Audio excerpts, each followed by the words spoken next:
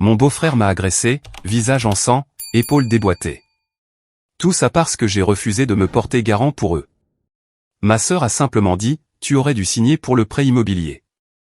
Je me suis traîné jusqu'à la porte de mes parents, implorant leur aide, puis je me suis effondré. Ce qui s'est passé ensuite a horrifié même les policiers. Je m'appelle Audrey Williams, j'ai 32 ans, et jusqu'au mois dernier, j'aurais fait n'importe quoi pour ma sœur, Nathalie. Nous avons toujours été inséparables en grandissant, et je n'aurais jamais imaginé qu'elle resterait là sans rien faire pendant que son mari, Jacques, me fracassait le visage contre un mur et me déboîtait l'épaule. Ces mots résonnent encore dans mon esprit, tu aurais dû signer pour le prêt immobilier. Tout ça parce que j'ai refusé de me porter garant pour une maison qu'il ne pouvait pas se permettre. Cette nuit-là, j'ai traîné mon corps ensanglanté sur 2 pâtés de maison jusqu'au seuil de la porte de mes parents, à peine consciente et brisée de bien des manières. Si vous regardez ceci, s'il vous plaît, dites-moi d'où vous regardez. Cliquez sur le bouton j'aime et abonnez-vous, car ce qui s'est passé ensuite a choqué même les policiers qui sont intervenus. Ayant grandi dans une modeste maison de banlieue à Minneapolis, Nathalie et moi partagions tout, notre chambre avec le papier peint floral que notre mère avait choisi, notre langage secret qui dérouterait nos parents, et nos rêves chuchotés sous des forts de couverture. De 4 ans ma cadette, Nathalie m'a toujours admiré, et je prenais mon rôle de grande sœur au sérieux, que ce soit pour la défendre contre les brutes de la cour de récréation ou pour l'aider à surmonter son premier chagrin d'amour à 16 ans. Nos parents, Thomas et Eleanor, nous ont élevés en nous inculquant que la famille primait sur tout le reste. La famille, c'est votre fondation, disait papa pendant nos dîners du dimanche. Maman hochait la tête en ajoutant, quand tout le reste s'effondre, la famille demeure. J'ai profondément intériorisé ces valeurs, sans jamais imaginer qu'un jour elles seraient utilisées comme des armes contre moi. Après l'université, j'ai poursuivi des études d'infirmière tandis que Nathalie a abandonné après 2 semestres, prétendant que ce n'était pas son truc. J'ai soutenu sa décision, croyant que chacun trouve son chemin à son propre rythme. Pendant que je travaillais de nuit durant mon internat, étudiant entre les pauses café, Nathalie enchaînait les emplois dans la vente, ne restant jamais plus de quelques mois à chaque poste. Malgré nos approches différentes de la vie, nous sommes restés proches. Je lui rendais visite dans son appartement tous les jeudis pour notre tradition de pâte maison et de télé-réalité. Quand elle appelait à minuit parce qu'elle avait besoin qu'on vienne la chercher après une panne de voiture, j'arrivais sans poser de questions. Quand elle a eu besoin de $800 pour son loyer après avoir acheté des billets de concert au lieu de gérer son budget correctement, je lui ai immédiatement viré l'argent. C'est ce que les sœurs faisaient, je pensais. Puis, Jacques est entré en scène il y a 5 ans. Nathalie l'a rencontré au mariage d'un ami où il était barman. Grand, avec un sourire facile et une allure confiante, Jacques a charmé tout le monde, y compris nos parents. Il a une telle ambition, a commenté maman après l'avoir rencontré. Papa était d'accord, impressionné par les histoires de Jacques sur les investissements immobiliers qu'il prévoyait de faire. Mais quelque chose chez Jacques me mettait mal à l'aise dès notre première rencontre. Peut-être était-ce la façon dont son sourire n'atteignait jamais ses yeux lorsqu'il me parlait, ou la manière dont il corrigeait subtilement Nathalie en public, sa main agrippant son bras juste un peu trop fort. « Chérie, ce n'est pas ce qui s'est passé », disait-il avec un rire qui faisait que les autres se joignaient à lui tandis que les joues de Nathalie rougissaient de honte. Quand Nathalie a appelé 8 mois après avoir rencontré Jacques pour annoncer leur fiançailles, j'ai forcé l'enthousiasme dans ma voix tandis que l'inquiétude me nouait l'estomac. « Es-tu sûr que ce n'est pas trop rapide ?» ai-je demandé prudemment. « Quand on sait, a-t-elle répondu, la voix plus aiguë que d'habitude. En plus, nous avons trouvé l'appartement parfait et ils ont besoin d'une réponse pour vendredi. Leur mariage fut somptueux, bien qu'aucun des deux n'ait d'économie substantielle. Jacques a insisté pour avoir un bar ouvert avec des alcools de première qualité et un gâteau à 7 étages. Nathalie portait une robe de créateur qui coûtait plus cher que ma première voiture. J'ai découvert plus tard qu'ils avaient plafonné 3 cartes de crédit pour financer leur mariage de rêve. En tant que demoiselle d'honneur, j'ai fait un discours sincère, ravalant mes réserves. Cette nuit-là, Jacques m'a prise à part, son haleine chargée de whisky. Elle a toujours dit à quel point sa grande sœur est parfaite, a-t-il dit, sa poigne douloureusement serrée sur mon poignet. Ça doit être agréable d'avoir tout compris à la vie.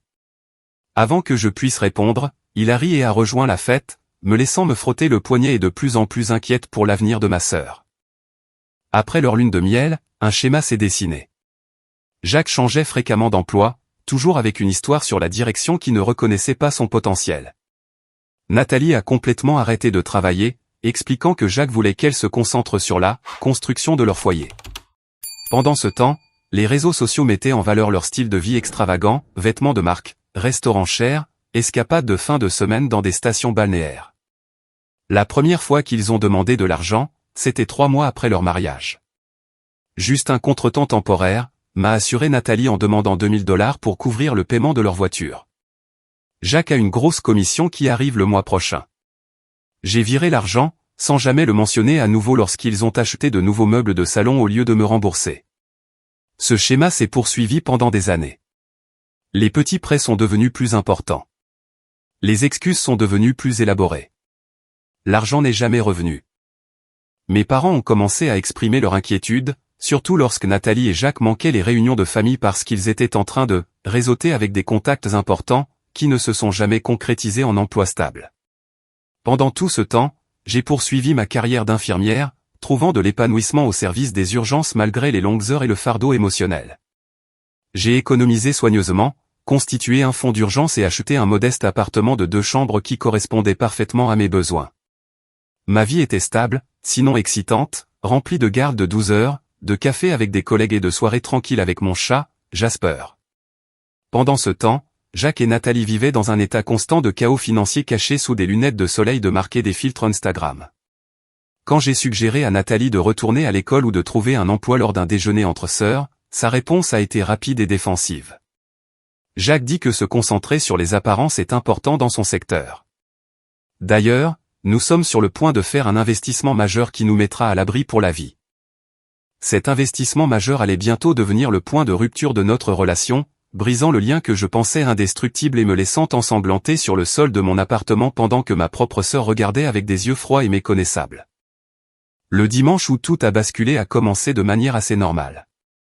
J'avais travaillé de nuit et j'avais hâte de passer une soirée tranquille avec des restes de lasagne et le dernier épisode de ma série médicale préférée. Puis, ma sonnette a retenti de manière inattendue à 18h30. Nathalie se tenait là avec Jacques, tous deux habillés de façon impressionnante. Elle dans une nouvelle robe à fleurs que j'ai reconnue d'une boutique haut de gamme, lui dans une chemise impeccable et une montre de créateur étincelant à son poignet. Dîner surprise, a annoncé Nathalie, brandissant des sacs d'un restaurant italien cher que je ne pouvais me permettre que pour les grandes occasions. Nous étions dans le quartier et on s'est dit, pourquoi ne pas rendre visite à ma sœur préférée? Son sourire semblait sincère, mais quelque chose dans ses yeux paraissait calculé. Jacques est passé devant moi pour entrer dans mon appartement, s'installant déjà confortablement sur mon canapé. Bel endroit, Audrey. Confortable. La façon dont il a dit confortable le faisait sonner comme une insulte. Pendant le dîner, ils ont partagé des histoires sur des fêtes avec des gens dont ils lançaient les noms comme de la monnaie, des week-ends dans des chalets au bord d'un lac appartenant à des relations, et leur nombre croissant d'abonnés sur les réseaux sociaux. J'ai hoché la tête poliment, me demandant quand ils révéleraient le véritable but de leur visite. C'est arrivé au moment du tiramisu, inséré nonchalamment entre 2 compliments sur mon appartement. Alors, nous avons une nouvelle excitante, a commencé Nathalie, échangeant des regards avec Jacques. Nous avons trouvé la maison de nos rêves. C'est à Lakewood Heights. Lakewood Heights était le quartier le plus exclusif de la ville, où les maisons commençaient à 700 000 $. C'est incroyable, ai-je répondu avec prudence. Félicitations. Jacques se pencha en avant, son eau de Cologne envahissante dans ma petite salle à manger. Le truc, c'est qu'avec le marché actuel, les prêteurs veulent une sécurité supplémentaire. Juste une formalité, en fait. Nathalie a tendu la main vers la mienne. Nous avons besoin d'un garant. Juste ta signature. Tu n'auras rien à payer. La demande flottait dans l'air comme un nuage d'orage. J'ai soigneusement posé ma fourchette. Un garant. C'est un engagement important. De combien est le prêt immobilier? 850 000 $, répondit Jacques avec aisance. Mais ma structure de commission change le trimestre prochain. Nous serons largement couverts. Mon estomac se serra. Ça semble beaucoup. Combien gagnez-vous annuellement en ce moment, tous les deux? Nathalie se tortilla mal à l'aise tandis que le sourire de Jacques se durcissait.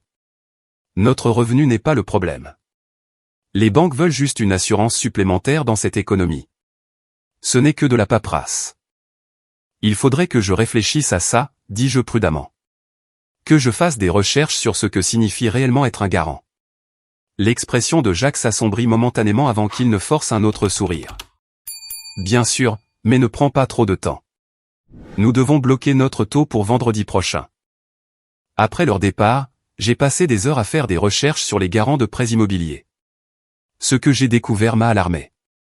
En tant que garante, je serais légalement responsable de la totalité de leurs prêts immobiliers s'ils faisaient défaut. Mon propre crédit et mon avenir financier seraient liés à leur capacité à effectuer des paiements sur une maison dont je n'étais pas propriétaire. Le lendemain matin, j'ai appelé Martin Green, un conseiller financier que j'avais consulté lors de l'achat de mon appartement. Sa réponse fut immédiate et sans équivoque.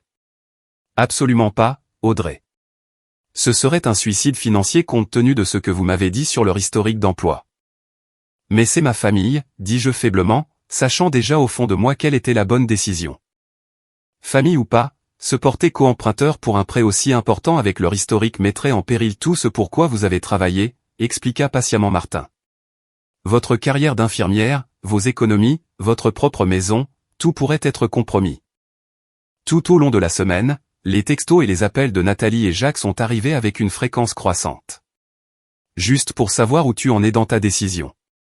Les vendeurs s'impatientent. Nous pourrions perdre la maison de nos rêves à cause de bêtises bureaucratiques. Le jeudi, les messages sont devenus plus émotionnels. Je pensais que je pouvais compter sur toi, a texté Nathalie. Après tout ce que nous avons traversé.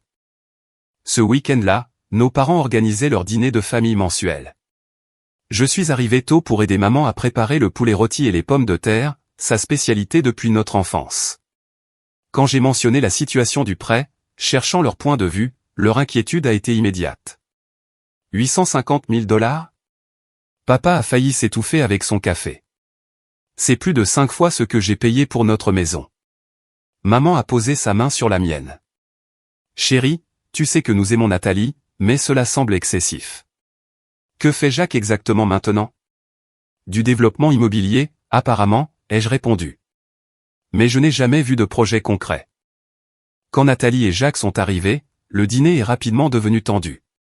Jacques a dominé la conversation avec de vagues références à des réunions de haut niveau et à des opportunités d'investissement exclusives, tout en me jetant des regards pleins d'attente. Quand papa a posé des questions directes sur leurs revenus et leurs économies, Jacques a dévié avec une facilité déconcertante. Après le dessert, Nathalie m'a coincé dans la cuisine. As-tu pris une décision? Les vendeurs ont besoin d'une réponse pour lundi. Prenant une profonde inspiration, je lui ai donné la réponse que j'avais répétée. Je ne peux pas le faire, Nat. Le risque financier est trop élevé pour moi. S'il arrivait quelque chose et que vous ne pouviez pas faire les paiements, je serais responsable d'un prêt de 850 000 $. Son visage s'est durci d'une manière que je n'avais jamais vue auparavant. Donc, ta précieuse cote de crédit compte plus que d'aider ta sœur. C'est ça? Il ne s'agit pas de ma cote de crédit, ai-je essayé d'expliquer. Il s'agit de ne pas contracter une dette massive qui pourrait me ruiner si quelque chose tournait mal. Rien ne tournera mal, a-t-elle cassé. La carrière de Jacques est en plein essor. Cette maison est notre porte d'entrée auprès des bonnes personnes. Alors pourquoi avez-vous besoin d'un garant? Si sa carrière est si solide, la banque devrait vous approuver sans. Elle n'avait pas de réponse à cela, sortant de la cuisine en trombe pour chuchoter intensément avec Jacques dans le coin du salon. Ils sont partis brusquement après, Nathalie n'embrassant même pas nos parents pour leur dire au revoir, chose qu'elle n'avait jamais faite auparavant. Le lendemain matin, j'ai passé l'appel redouté. Jacques a répondu immédiatement comme s'il l'attendait. Jacques, j'ai bien réfléchi à cela, et je ne peux pas être votre garante pour le prêt immobilier. J'espère que vous comprenez que c'est une décision financière, pas personnelle. Un silence a rempli la ligne pendant plusieurs secondes avant que sa voix ne se fasse entendre, étrangement calme. Tu sais, Audrey, la famille devrait se soutenir mutuellement. Ça ressemble à une trahison. Je vous soutiens tous les deux de bien des manières, mais c'est trop demandé. Peut-être pourriez-vous regarder des maisons plus dans votre gamme de prix. Ne nous dis pas comment vivre nos vies, a-t-il lancé, sa façade calme se fissurant. Nathalie avait raison à ton sujet. Toujours à penser que tu es meilleur que tout le monde avec ton travail responsable et ton modeste petit appartement. L'appel s'est terminé brusquement, me laissant tremblante, mais convaincue que j'avais pris la bonne décision. je ne savais pas encore que ce refus déclencherait une chaîne d'événements culminant en une violence que je n'aurais jamais imaginé possible de la part de quelqu'un avec qui j'avais partagé le pain d'innombrables fois. La semaine qui a suivi mon refus est devenue de plus en plus inconfortable. Ce qui avait commencé par des textos déçus de Nathalie a évolué vers quelque chose de plus sinistre. Jacques a envoyé des messages qui oscillaient entre la culpabilisation et la menace. « J'espère que tu dors bien en sachant que tu as détruit les rêves de ta sœur », lisait-on dans un message arrivé à 3 heures du matin. Les gens se souviennent de ceux qui leur ont tourné le dos quand ils avaient besoin d'aide, disait un autre. Les communications de Nathalie étaient tout aussi manipulatrices mais se concentraient davantage sur notre histoire. Tu te souviens quand je suis resté avec toi à l'hôpital après ton appendicectomie? Je suppose que cette loyauté n'allait que dans un sens. J'ai essayé d'expliquer à nouveau ma position par courriel, en joignant des articles sur les risques d'être un garant de prêt immobilier, mais cela n'a fait qu'intensifier leur réponse. Nous n'avons pas besoin de tes leçons de littératie financière, a répondu Jacques. Nous avons besoin de ta signature. Point final. La situation a commencé à affecter mon travail. En tant qu'infirmière aux urgences, j'avais besoin d'une concentration totale mais je me suis retrouvée distraite lors de procédures critiques. Après avoir failli administrer le mauvais dosage à un patient âgé, ma superviseure, Olivia, m'a prise à part. Audrey, tu as toujours été l'une de nos infirmières les plus fiables. Que se passe-t-il? J'ai craqué, expliquant la situation en larmes dans la salle de pause. Olivia a écouté attentivement avant d'offrir à la fois de la sympathie et des conseils pratiques. Tu as pris la bonne décision financière, m'a-t-elle assuré. Mais tu devrais peut-être documenter ces messages. Ils semblent de plus en plus hostiles. Le dimanche suivant, le dîner de famille traditionnel de nos parents est devenu un champ de bataille. Nathalie et Jacques sont arrivés en retard, interrompant la prière de papa avec leur entrée spectaculaire. Tout au long du repas, Jacques a fait des commentaires pointus qui atterrissaient comme de petits poignards. Saviez-vous, a-t-il annoncé en passant les pommes de terre, que certaines cultures considèrent le refus d'aider sa famille comme le déshonneur ultime. Maman a tenté de changer de sujet à plusieurs reprises, mais Jacques ramenait obstinément la conversation sur la loyauté familiale et le soutien des rêves de chacun. Quand papa a finalement suggéré qu'ils envisagent une maison plus abordable, la réponse de Jacques a été glaçante. Avec tout le respect que je vous dois, monsieur, certaines personnes se contentent de la médiocrité. D'autres visent plus haut, ses yeux rivés sur les miens à travers la table, et certains prétendent se soucier de la famille tout en la poignardant dans le dos. Après le dîner, je me suis confié à ma meilleure amie, Hélène, autour d'un café dans son appartement. Avocate d'affaires avec une attitude pragmatique, Hélène s'était toujours méfiée de Jacques. Ça commence à ressembler à du harcèlement, a-t-elle averti après avoir parcouru les messages sur mon téléphone. Tu dois établir des limites claires, et honnêtement, tu devrais peut-être envisager de les bloquer temporairement. C'est quand même ma famille, ai-je protesté faiblement. La famille ne te traite pas de cette façon, a rétorqué Hélène. Ces messages sont des tactiques d'intimidation. La situation s'est encore envenimée lorsque Jacques s'est présenté à l'hôpital Saint-Marie pendant mon service 3 jours plus tard. J'étais en train de poser une perfusion quand un collègue m'a tapoté l'épaule. Il y a un homme au poste des infirmières qui fait une scène. Il dit qu'il est ton beau-frère et qu'il a besoin de te parler immédiatement. Le cœur battant, j'ai terminé avec mon patient avant de m'approcher du poste où Jacques se tenait, l'air déplacé dans un costume cher au milieu de l'environnement clinique. C'est mon lieu de travail, ai-je sifflé, le tirant vers la salle d'attente. Tu ne peux pas simplement débarquer ici. Tu ignores nos appels, a-t-il répondu assez fort pour que les autres entendent. Nous avons besoin d'une réponse pour la maison. Les vendeurs nous donnent un jour de plus. Je t'ai déjà donné ma réponse. C'est non. Maintenant, s'il te plaît, pars avant que je doive appeler la sécurité. Son visage s'est tordu de colère. Tu te crois si parfaite avec ton emploi stable et tes choix sensés. Tu n'as aucune idée de ce que ta sœur mérite. La sécurité a fini par l'escorter dehors, me laissant humilié devant mes collègues et ma superviseure. Olivia m'a suggéré de prendre le reste de la journée, préoccupée par mes mains tremblantes et la détresse évidente sur mon visage. Le soir suivant, en me dirigeant vers ma voiture après une fin de service tardive, j'ai remarqué un véhicule familier qui tournait au ralenti dans le parking de l'hôpital, la BMW argentée de Jacques. Il ne s'est pas approché mais m'a observé depuis sa voiture, moteur en marche, phares éteints. Une tactique d'intimidation claire. J'ai pris un chemin différent pour rentrer chez moi, vérifiant mon rétroviseur à plusieurs reprises pour m'assurer que je n'étais pas suivi. Cette nuit-là, j'ai commencé à tout documenter, capture d'écran des textos, heure et date des appels, description des incidents comme la confrontation à l'hôpital et le harcèlement dans le parking.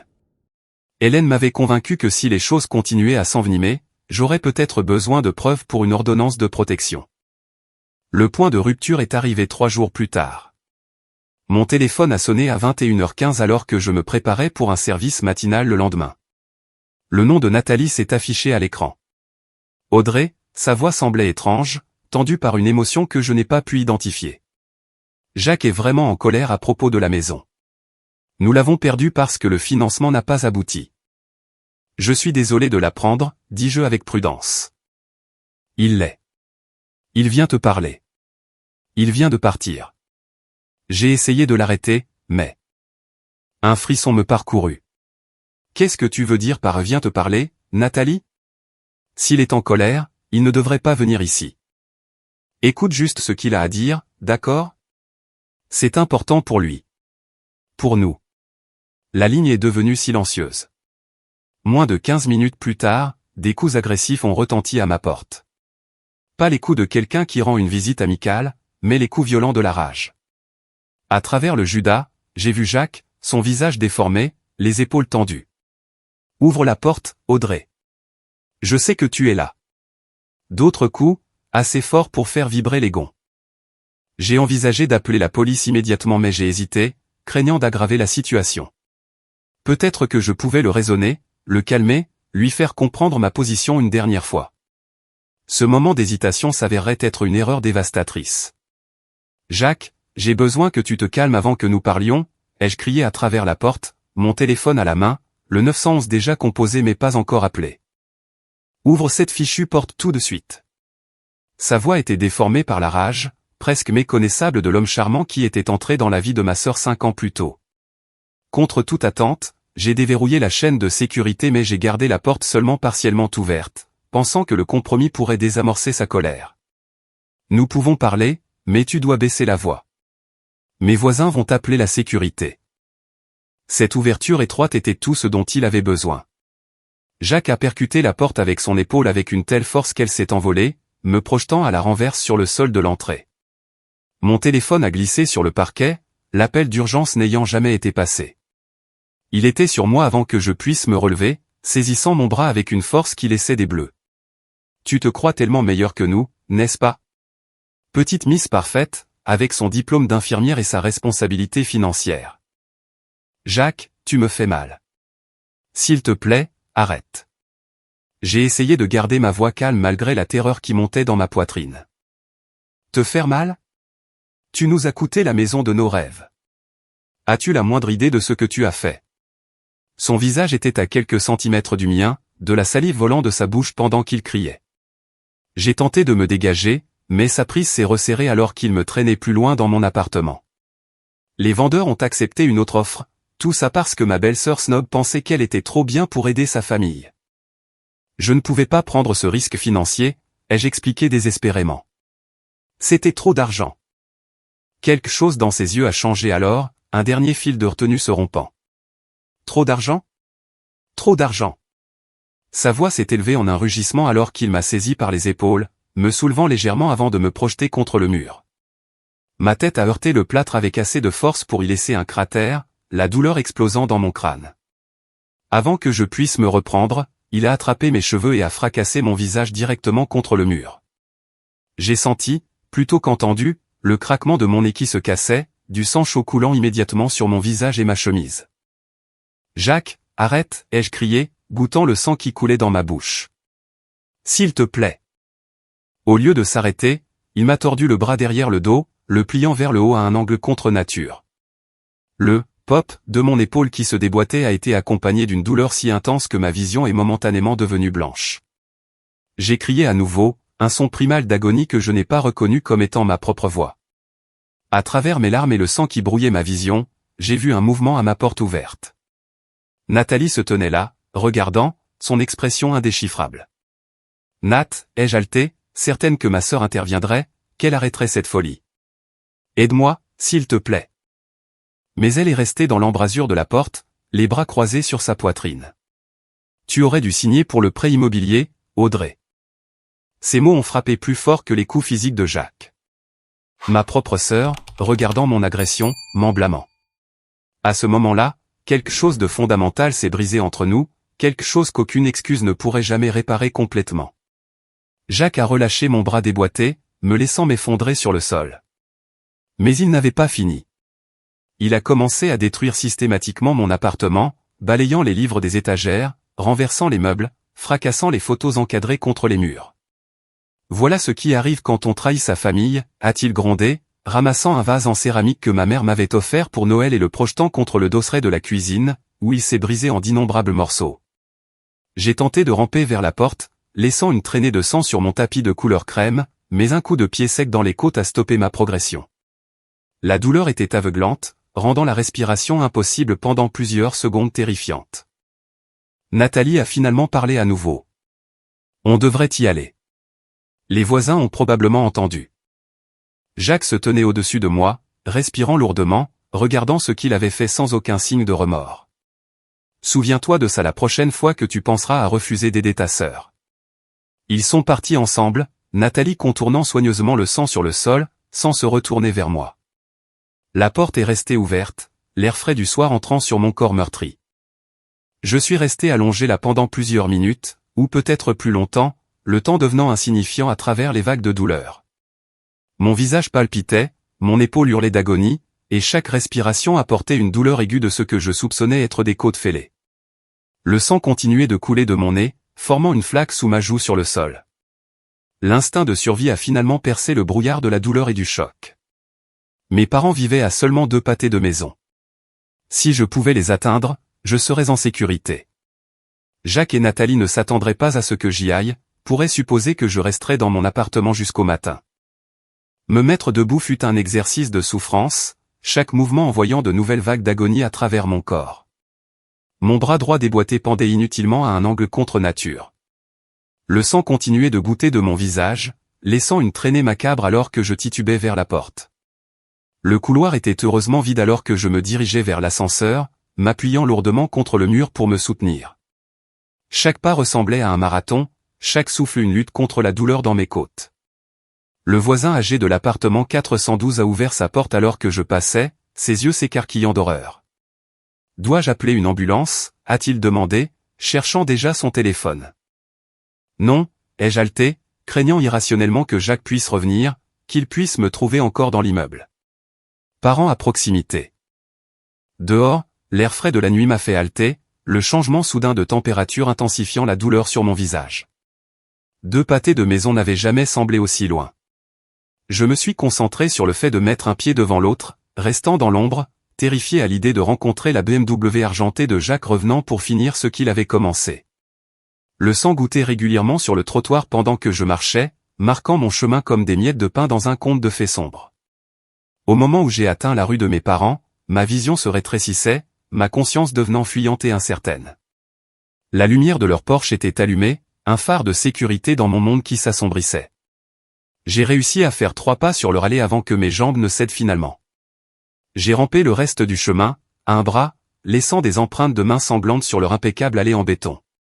Avec mes dernières réserves de force, j'ai tendu la main pour appuyer sur la sonnette, puis je me suis effondré sur leur paillasson de bienvenue, l'ironie de ces mots joyeux ne m'échappant pas même dans mon état semi-conscient. La dernière chose dont je me souviens avant que l'obscurité ne m'emporte est le cri de ma mère en ouvrant la porte et en trouvant sa fille aînée, ensanglantée et brisée, sur son seuil. Je suis revenu à la conscience par fragments, comme des morceaux d'un miroir brisé reflétant des images déformées, des lumières vives, des voix urgentes, le goût métallique du sang, le mouvement nauséabond d'une civière chargée dans une ambulance.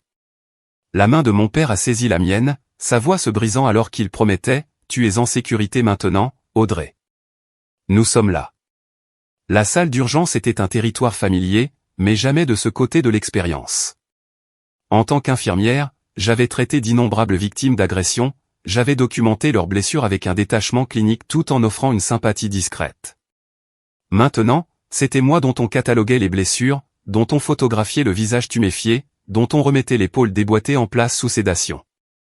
Fracture faciale au niveau du plancher orbital et des os du nez, ai-je entendu quelqu'un dire, reconnaissant le ton professionnel utilisé lorsque les patients sont présumés inconscients ou sous sédatifs. Épaule droite déboîtée avec possible déchirure du labrum. 3 côtes fêlées, commotion cérébrale, contusions étendues. Quand j'ai pleinement repris conscience, la détective Lisa Thompson attendait déjà pour prendre ma déposition. Petite, avec des cheveux prématurément gris coupés courts, elle avait l'intensité concentrée de quelqu'un qui avait vu le pire de l'humanité mais avait conservé sa compassion. « Prenez votre temps, mademoiselle Williams, dit-elle, son carnet ouvert mais temporairement ignoré alors qu'elle évaluait mon état. Je sais que c'est difficile. J'ai tout raconté, ma voix rauque à cause des cris et de l'intubation pendant la réduction de l'épaule. La détective Thompson a documenté chaque détail méthodiquement, son expression restant professionnelle, à l'exception d'un léger resserrement autour de ses yeux lorsque j'ai décrit la présence et les paroles de Nathalie.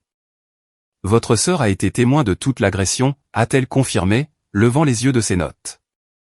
Oui, ai-je murmuré, la trahison toujours incompréhensible malgré les preuves physiques cartographiées sur mon corps. Elle a regardé et m'a dit que j'aurais dû signer les papiers du prêt. La détective Thompson secoua légèrement la tête, la première fissure dans son attitude professionnelle. En 15 ans de service, la trahison familiale parvient encore à me choquer. Elle a expliqué le processus pour porter plainte, la probabilité d'une arrestation, les étapes vers une ordonnance de protection. Des mots comme « agression aggravée »,« coups et blessures » et « témoignages » flottaient autour de moi, importants mais d'une certaine manière distants, comme s'ils arrivaient à quelqu'un d'autre. Mes parents avaient attendu dehors pendant l'interrogatoire, et lorsqu'ils ont été autorisés à entrer, ils semblaient avoir vieilli de plusieurs années en quelques heures. Les yeux de maman étaient gonflés par les pleurs. La posture normalement confiante de papa était effondrée en quelque chose de fragile et d'incertain. La police cherche Jacques maintenant, a dit papa, sa voix tendue par une rage contenue. Ta sœur ne répond pas à son téléphone. Comme invoquée par ces paroles, Nathalie est apparue à l'entrée de ma chambre d'hôpital, l'air remarquablement calme compte tenu des circonstances.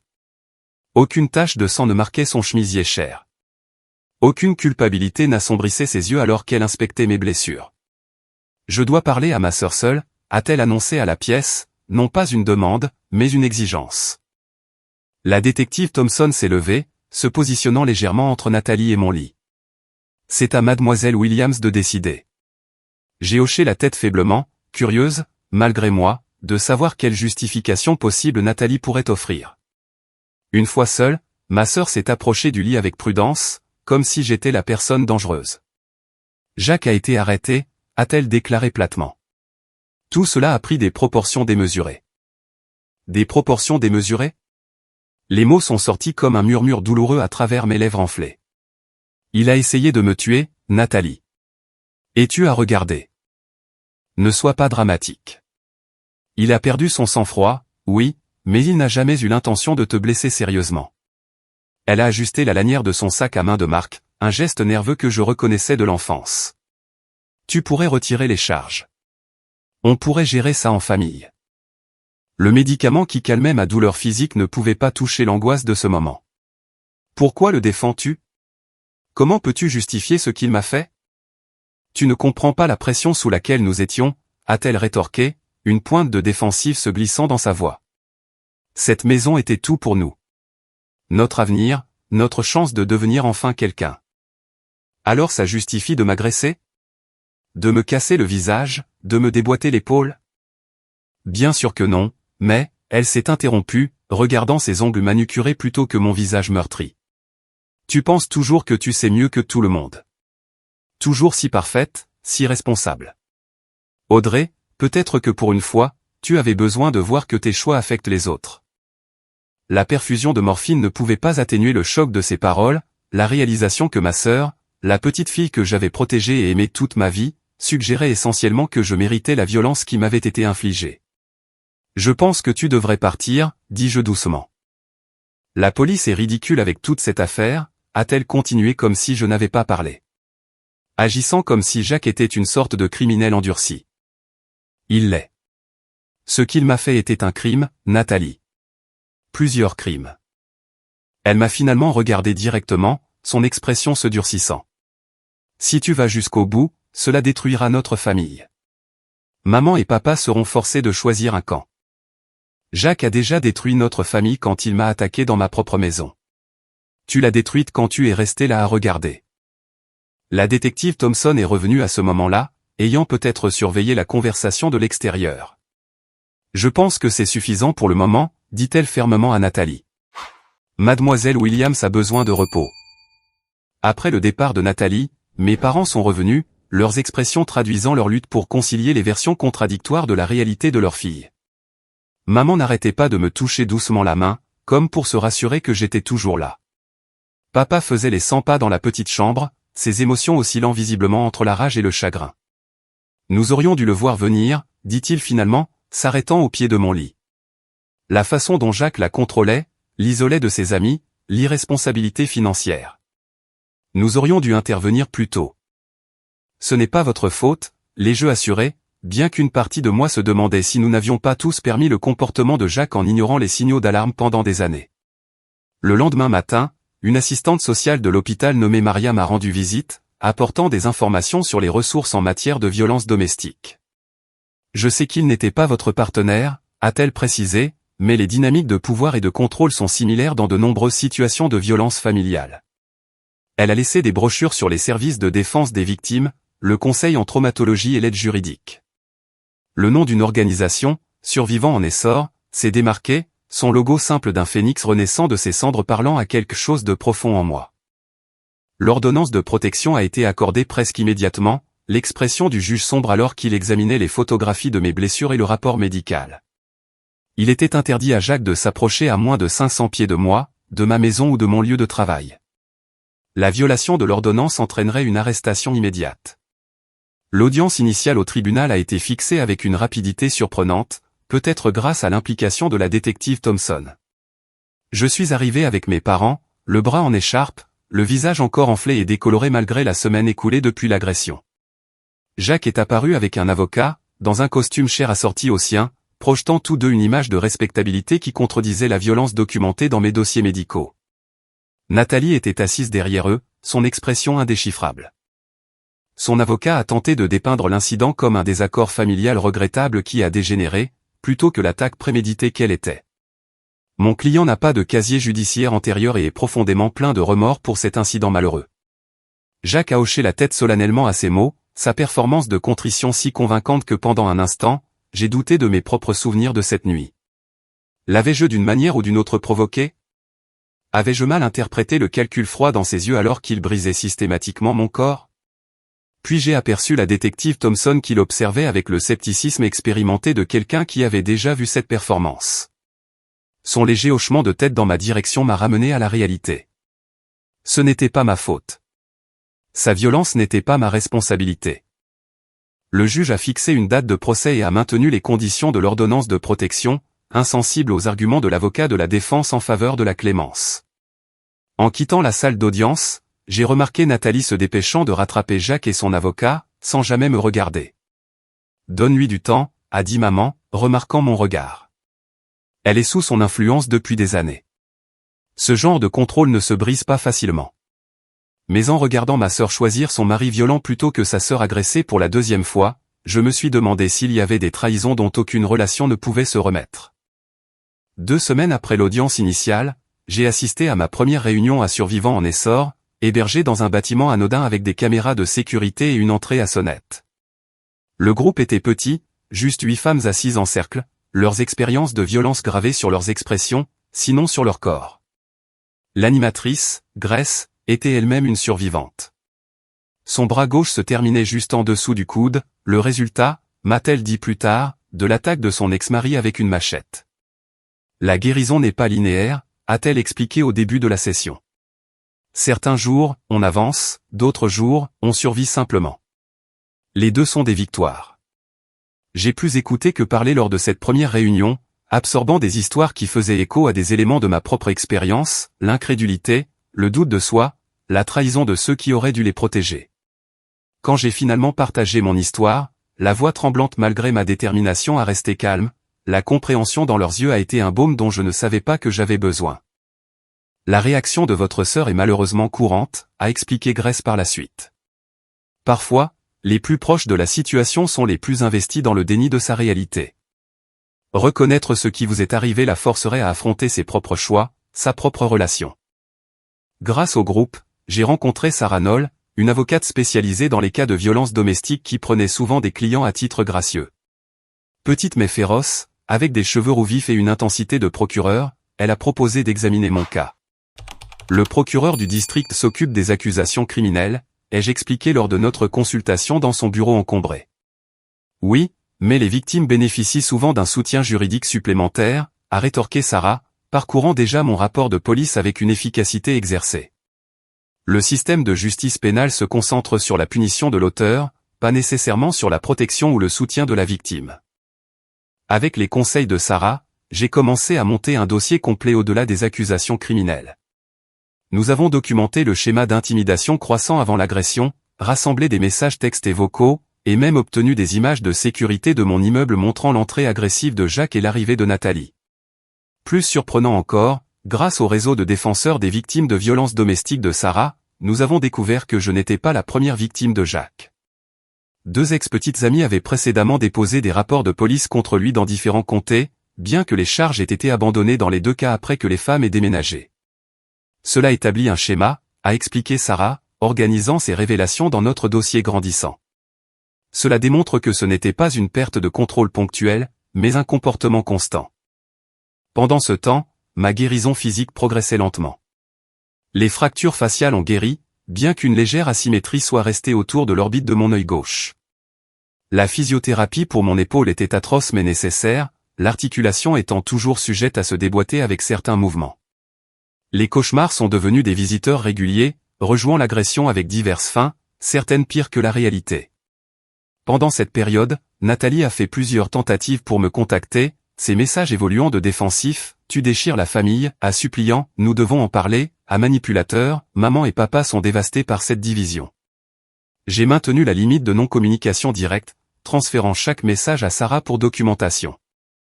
Mes parents se sont retrouvés dans une position impossible, essayant de soutenir leurs 2 filles à travers des crises très différentes. Maman apportait de la nourriture à mon appartement, aidant aux tâches ménagères pendant que mon épaule guérissait. Papa a installé un système de sécurité avec des caméras et des serrures renforcées, sa façon de me protéger quand il n'avait pas pu le faire pendant l'agression. Nathalie a encore appelé, disait parfois maman, son expression peinée. Elle dit que Jacques suit une thérapie.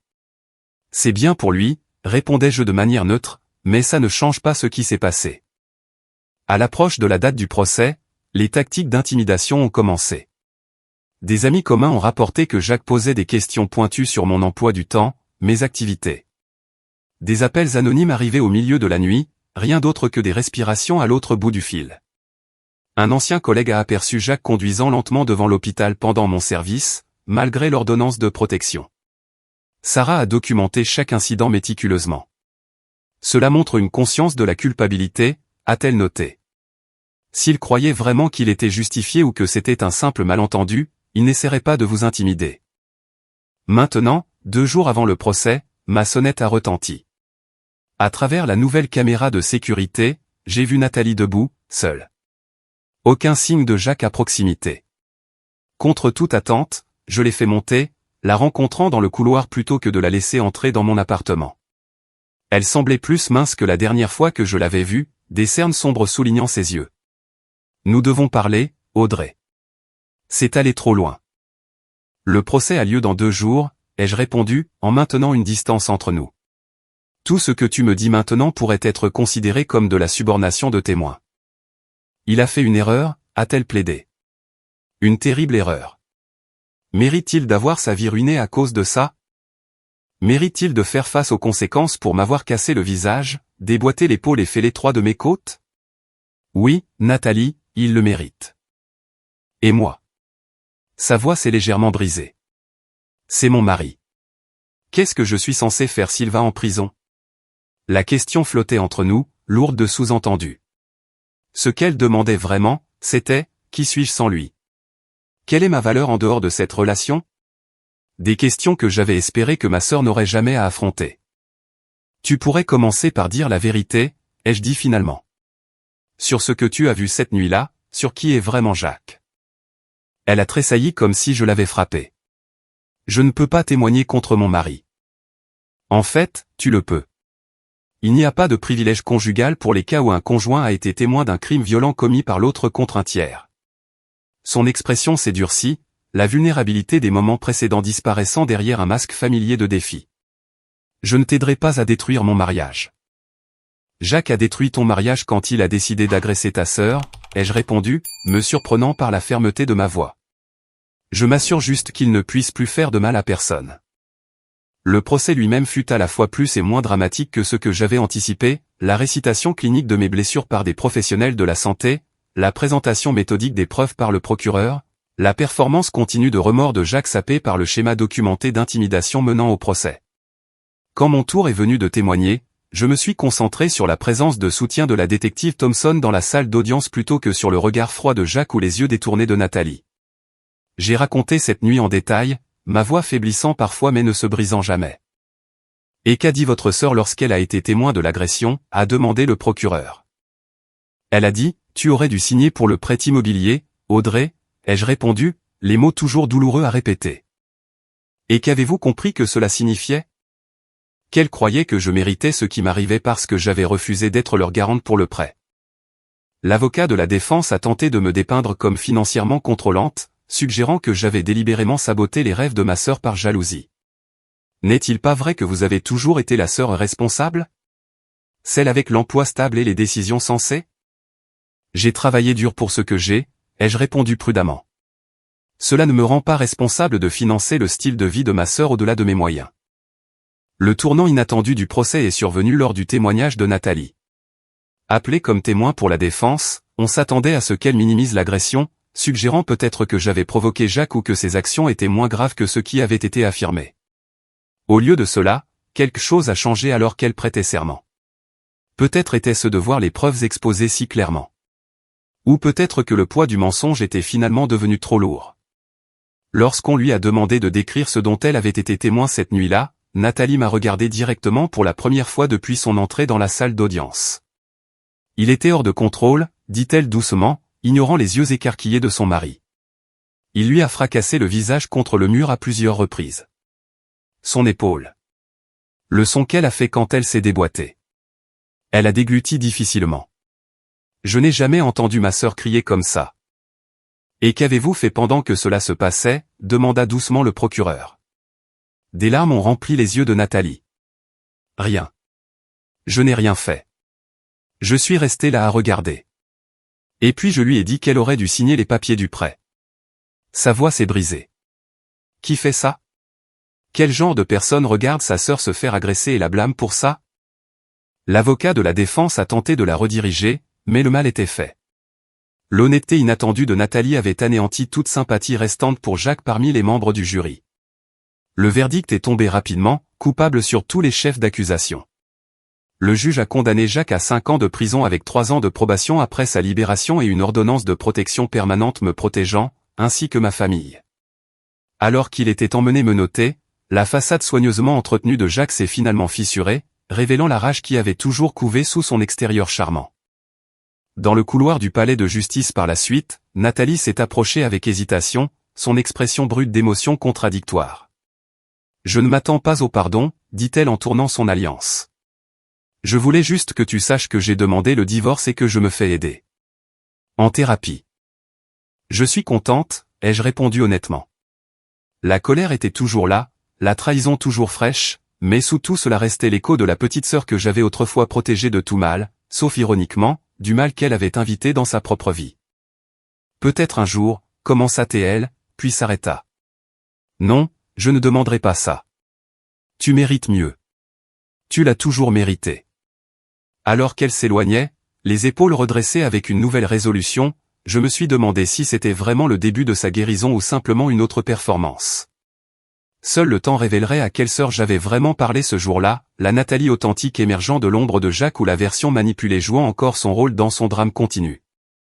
La guérison physique a suivi un calendrier prévisible, 6 semaines pour que les fractures faciales guérissent complètement, 3 mois de physiothérapie avant que mon épaule ne retrouve la plupart de son amplitude de mouvement. Les ecchymoses visibles sont passées du violet au vert puis au jaune avant de disparaître complètement. Bien que certains mouvements déclenchent encore une douleur fantôme, mon corps se souvenant de ce que mon esprit conscient essayait d'oublier. La guérison émotionnelle s'est avérée beaucoup moins linéaire. Les cauchemars ont envahi mon sommeil pendant des mois, des reconstitutions vives de l'agression qui me laissaient haletante au réveil, les draps trempés de sueur. Des bruits inattendus, une porte qui claque, du verre qui se brise, pouvaient déclencher des flashbacks paralysants, me transportant instantanément à cette nuit-là. Le trouble de stress post-traumatique est une réponse normale à des événements anormaux, a expliqué le Dr Winters, le thérapeute spécialisé en traumatologie que j'ai commencé à voir chaque semaine. Votre cerveau essaie de traiter quelque chose qui défie la compréhension normale. Grâce à la thérapie, j'ai appris des techniques pour me recentrer pendant les flashbacks, pour reconnaître les déclencheurs avant qu'ils ne me submergent, des exercices de respiration, de la méditation, des exercices d'écriture qui aidaient à extérioriser les émotions enchevêtrées qui menaçaient parfois de m'étouffer de l'intérieur. Vous vivez une forme de deuil complexe, a observé le Dr Winters lors d'une séance. Pas seulement pour votre sécurité physique, mais pour la relation avec votre sœur, la dynamique familiale que vous aviez autrefois. Ce cadre m'a aidé à comprendre les vagues d'émotions qui s'abattaient parfois sur moi sans avertissement, la rage contre Jacques pour sa violence, la trahison plus profonde de la complicité de Nathalie, le deuil pour la sœur que j'avais aimée et perdue, non pas à la mort mais à un poison lent qui l'avait transformé en quelqu'un d'inconnaissable. 3 mois après le procès, j'ai déménagé dans un nouvel appartement dans un immeuble sécurisé de l'autre côté de la ville. Mes parents ont aidé à emballer soigneusement mes affaires, enveloppant les photos encadrées et les articles de cuisine dans du papier journal. Nous n'avons pas discuté des véritables raisons pour lesquelles certains objets ne venaient pas avec moi, la table basse que Jacques avait renversée, la lampe qu'il avait brisée, tout ce qui pourrait déclencher des souvenirs de cette nuit. Ma relation avec mes parents a évolué pendant cette période. Initialement, ils avaient tenté de maintenir une neutralité, soutenant leurs 2 filles à travers leurs crises respectives. Mais à mesure que la procédure de divorce de Nathalie révélait davantage sur le comportement de contrôle et les tromperies financières de Jacques, ils ont commencé à comprendre toute l'étendue de ce qui s'était passé. Nous aurions dû le voir plus tôt, a dit papa un soir alors que nous partagions une pizza dans mon nouveau salon, encore peu meublé mais déjà plus accueillant que mon ancien appartement ne l'avait jamais été. La façon dont il l'a isolé, contrôlé le récit. Des tactiques classiques d'abuseurs. Nous l'avons tous manqué, ai-je reconnu, ou nous en avons vu des morceaux mais pas l'image complète. Maman a pris ma main, son expression troublée. Nathalie dit qu'il a commencé à faire pression sur elle pour qu'elle coupe le contact avec toi bien avant la situation du prêt. Il disait que tu étais une influence négative parce que tu remettais en question leur style de vie. Cette révélation n'était pas entièrement surprenante mais toujours douloureuse. T'a-t-elle dit ça avant ou après l'agression? Après, a admis maman. Elle partage beaucoup de choses maintenant en thérapie, des choses qu'elle avait peur de dire avant. La réconciliation prudente avec Nathalie a commencé par des visites supervisées chez nos parents, des conversations maladroites sur des sujets neutres, l'évitement soigneux de certains sujets, le poids de l'histoire non dite suspendu entre nous comme un mur invisible. Lors d'une de ces visites, alors que nos parents étaient dans la cuisine à préparer le dîner, Nathalie a finalement abordé l'éléphant dans la pièce.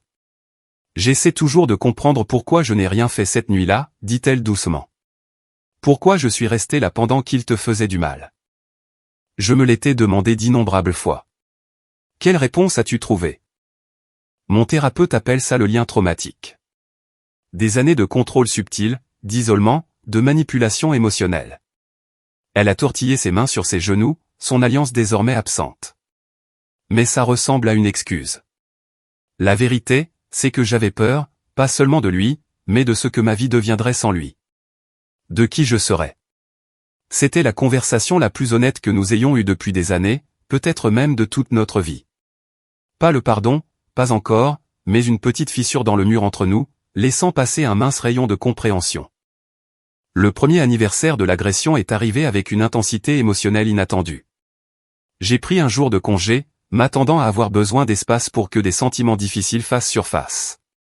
Au lieu de cela, je me suis retrouvé à faire du bénévolat à Survivants en Essor, l'organisation qui m'avait offert une communauté pendant mes jours les plus sombres.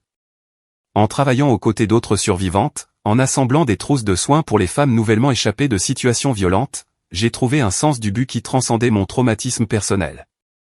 Chaque trousse de toilette, chaque note d'encouragement manuscrite, représentait ce dont j'avais eu besoin dans ces premiers jours, une preuve tangible que la guérison était possible, que la survie pouvait finalement se transformer en quelque chose de plus. Ce travail bénévole s'est progressivement étendu à un plaidoyer plus formel. J'ai commencé à prendre la parole lors d'événements communautaires sur la violence domestique, utilisant mon expérience professionnelle d'infirmière pour aborder le rôle du système de santé dans l'identification et le soutien des victimes. Chaque présentation devenait légèrement plus facile que la précédente, mon histoire personnelle se transformant d'une blessure ouverte en un outil d'éducation et de changement. Ma vie professionnelle a également changé. Après 6 mois de retour aux urgences, j'ai été transféré en soins infirmiers communautaires, trouvant une plus grande satisfaction dans les soins préventifs et l'éducation des patients. Le rythme était moins frénétique, les exigences émotionnelles différentes mais tout aussi significatives. Tu sembles plus en paix avec ce travail, a observé Olivia lors d'un café des mois après que j'ai quitté son service. Je le suis, ai-je convenu. Aux urgences, nous traitons la crise. Ici, je peux aider à l'empêcher de se produire en premier lieu. Les limites financières sont devenues un aspect non négociable de toutes mes relations à l'avenir. La douloureuse leçon de la demande de prêt avait modifié de façon permanente mon approche de l'argent et des obligations familiales. J'ai établi des règles claires pour moi-même, je ne donnerai que ce que je pouvais me permettre de perdre. Je ne compromettrai plus jamais ma sécurité financière pour les rêves de quelqu'un d'autre.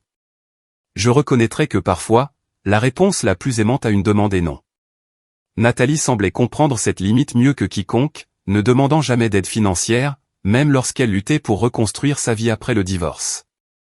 Au lieu de cela, elle s'est concentrée sur le développement de sa propre indépendance, retournant au collège communautaire et obtenant un emploi à temps partiel qui lui permettait de subvenir à ses besoins modestement mais complètement. Notre relation ne reviendrait jamais à la proximité simple de l'enfance, mais quelque chose de nouveau a commencé à émerger, une connexion plus honnête construite sur le respect plutôt que sur l'obligation, sur le choix plutôt que sur de simples liens biologiques. 2 ans après l'agression, j'ai reçu une lettre inattendue de Jacques, envoyée de prison par l'intermédiaire de son avocat. J'ai envisagé de la brûler sans la lire, mais la curiosité l'a emporté. J'accepte l'entière responsabilité de mes actes, écrivait-il d'une écriture précise. Les programmes de gestion de la colère et de thérapie ici m'ont aidé à comprendre les schémas de contrôle et de violence qui ont conduit à mon agression contre vous. Je n'attends ni ne mérite le pardon, mais je voulais que vous sachiez que je suis déterminé à m'assurer de ne plus jamais faire de mal à une autre personne comme je vous en ai fait. J'ai partagé la lettre avec le docteur Winters lors de notre séance de thérapie désormais mensuelle. Le croyez-vous, a-t-elle demandé sans jugement. Je ne sais pas, ai-je répondu honnêtement. Et plus important encore, cela n'a pas d'importance. Ma guérison ne dépend pas de sa réforme. Cette prise de conscience fut peut-être la leçon la plus profonde de mon parcours, que ma valeur n'était pas définie par ce qui m'était arrivé, ni par la façon dont les autres me traitaient, que les limites n'étaient pas égoïstes, mais nécessaires, que la loyauté familiale ne devrait jamais exiger le sacrifice de la sécurité personnelle ou financière. Quand les gens me demandent maintenant comment j'ai survécu à une trahison aussi profonde, je leur dis la vérité, que la survie se fait un jour à la fois, une respiration à la fois, que la guérison n'est pas l'absence de douleur mais son intégration dans une histoire plus grande, que le pardon, s'il vient, ne consiste pas à excuser l'inexcusable, mais à se libérer du fardeau du ressentiment continu. Les cicatrices restent, certaines visibles, d'autres cachées. Mon épaule me fait encore mal avant les orages. Certaines phrases ou gestes peuvent encore déclencher une panique momentanée. Mais ce ne sont plus les traits caractéristiques de mon existence. Ils font simplement partie de mon histoire, des fils dans une plus grande tapisserie qui inclut la joie, le but et une sagesse durement acquise. Si vous êtes resté avec moi tout au long de cette histoire, peut-être avez-vous vécu votre propre version de la trahison ou de la violence, ou connaissez-vous quelqu'un qui l'a vécu. J'espère que vous comprenez que fixer des limites n'est pas égoïste mais essentiel, que l'amour familial ne devrait jamais exiger de mettre en danger votre sécurité financière ou physique. Avez-vous déjà dû établir des limites difficiles avec des êtres chers? Comment avez-vous navigué sur ce terrain difficile? S'il vous plaît, partagez vos expériences dans les commentaires ci-dessous. Et si cette histoire a résonné en vous, envisagez de vous abonner et de la partager avec d'autres qui pourraient avoir besoin d'entendre que la guérison est possible même après les trahisons les plus profondes. Merci d'avoir été témoin de mon parcours. Et rappelez-vous, votre valeur n'est pas déterminée par le traitement que les autres vous infligent, mais par le courage avec lequel vous protégez votre propre bien-être.